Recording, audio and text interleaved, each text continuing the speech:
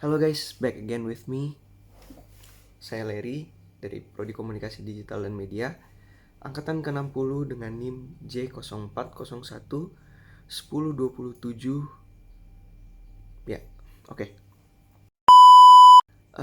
Pada kali ini saya akan membahas mengenai personal branding.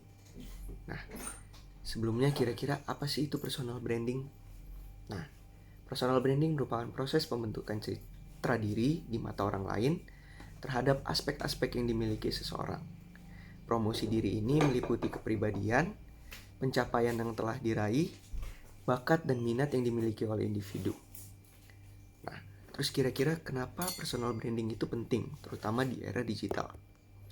Nah, personal branding yang kuat di media sosial dapat membantumu untuk menarik perhatian perusahaan dan meningkatkan peluang mendapatkan pekerjaan yang kita inginkan.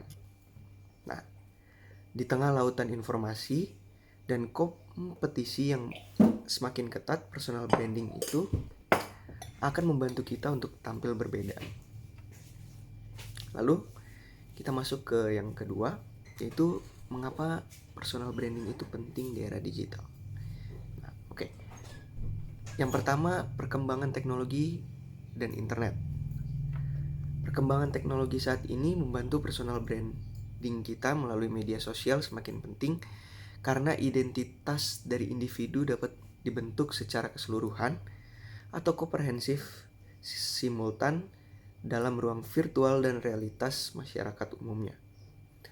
Yang kedua, peran media sosial dalam membentuk citra diri. Nah, personal branding pada akun sosial media memang penting untuk dilakukan. Dengan tujuan, akun sosial media tersebut akan menjadi ramai atau bahkan menjadi panutan bagi para pengikutnya maupun masyarakat lain yang tidak sengaja melihat atau menonton isi konten di akun sosial media kita. Nah, terus yang kita lanjut ke komponen apa aja yang perlu saat kita ingin membangun personal branding kita. Yang pertama, ada penampilan dan citra visual. Nah, yang kedua ada keterampilan dan keahlian. Yang ketiga ada nilai kepribadian. Yang keempat ada konten dan kegiatan online. Oke, sekarang kita lanjut ke langkah-langkah membangun citra online yang positif. Yang pertama, kita harus kenali diri kita sendiri. Identifikasi kelebihan dan keunikan kita. Dan yang kedua, tunjukkan tujuan dan target audience. Ini sangat perlu karena target audience itu sangat penting bagi kita. Seandainya kita ingin mengeluarkan konten yang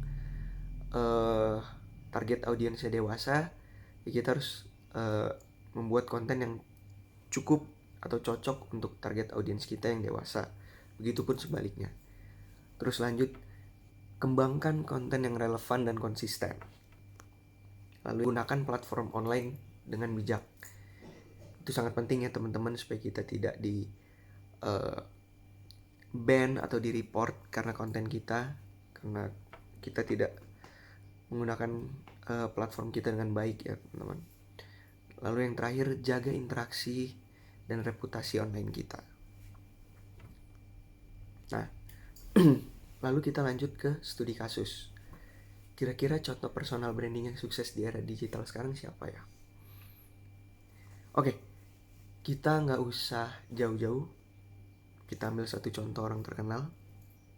Siapa yang di sini nggak tahu Deddy Corbuzier?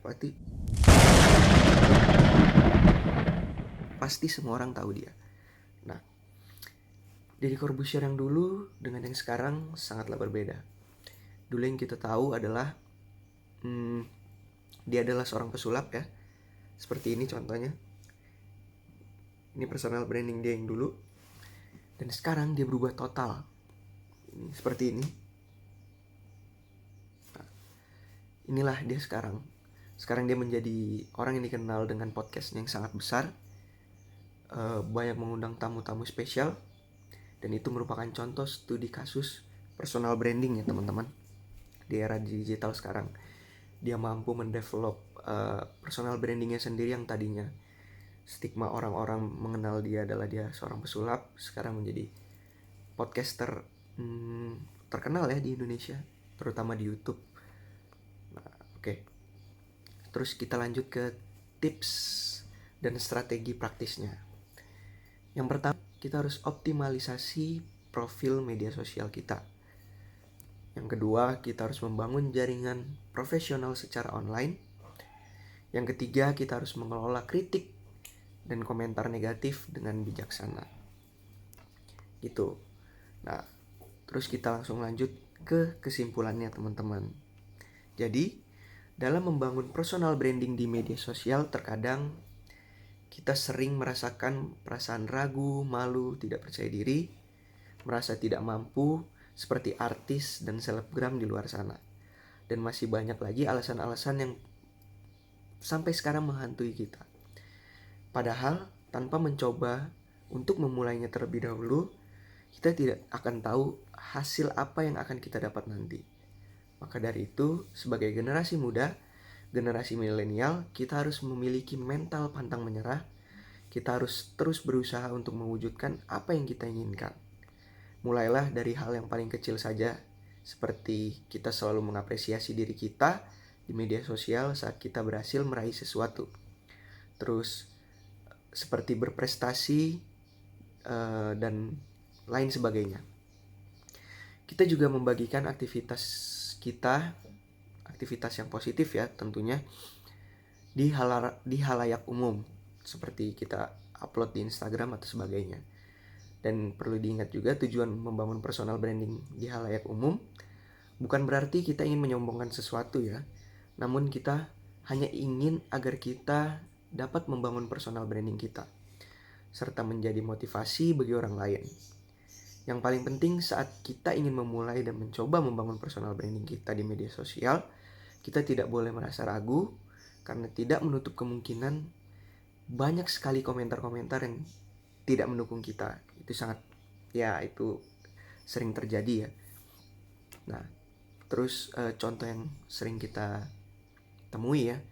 Yang pertama, tentu beberapa individu yang sepertinya iri dengan kita, dengan pencapaian kita, dan juga kerap kali kita dinilai sombong dan terlalu berlebihan saat kita memposting sesuatu yang istilahnya kita sudah capai, yang sudah kita raih, atau ya keberhasilan lain lah yang kita tunjukkan di media sosial kita. Dan pasti mereka tuh merasa iri dan ingin menjelek-jelekan dan menjatuhkan kita. Tapi hal tersebut merupakan hal yang sangat lumrah terjadi di kehidupan media sosial kita, baik itu artis, selebgram, ataupun kita sebagai mahasiswa. Namun, yang perlu kita ketahui, tidak dapat menghindari atau pun menghentikan siapa saja untuk berkomentar. Dan yang paling penting, kita harus ingat bahwa kita harus tetap terus bersemangat dan tidak putus asa. Biarkanlah orang berkata apa, yang penting kita harus fokus kepada diri kita dan tujuan-tujuan kita. Karena untuk mencapai sebuah kesuksesan memang tidak semudah membalikan telapak tangan. Tetapi percayalah bahwa usaha tidak akan mengkhianati hasil, dan tetaplah yakin pada sebuah proses dan teruslah melakukan yang terbaik. Kira-kira itu saja yang bisa saya bagikan. Terima kasih, sampai jumpa.